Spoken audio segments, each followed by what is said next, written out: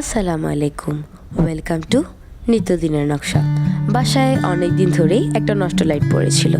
ভাবলাম এটা দিয়ে যদি কিছু বানানো যায় তাহলে কেমন হয়। তো বসে গেলাম নতুন কিছু আবিষ্কার করতে। আমি অফ ক্যামেরায় লাইটটিকে পার্ট পার্ট করে ফেলেছি। নিচের পার্টটা সহ ভিতরের যন্ত্রাংশগুলো ফেলে দিয়েছি, কারণ এগুলো আমার কোনো কাজে আসবে না। এখন আমার কাছে যেই দুটো পার্ট আছে সেই পার্টগুলোর মধ্যে নিচের অংশটা উল্টে আমি উপরের অংশটির উল্টো সাইডে গাম দিয়ে লাগিয়ে দিয়েছি। এরপর উপরে ওয়ালপুট্টি পেস্ট নিয়ে এর উপরে ভালোভাবে লাগিয়ে দিচ্ছি। দেন এটাকে 12 ঘন্টার জন্য শুকাতে রেখে দেব। শুকানোর পর একটা সেন্ট পেপার দিয়ে ঘষে এটাকে স্মুথ করে নেব। ব্যাস, নতুন আবিষ্কার সাকসেসফুল। এখন আপনারাই বলুন এটাকে কোন কালার করা যায়।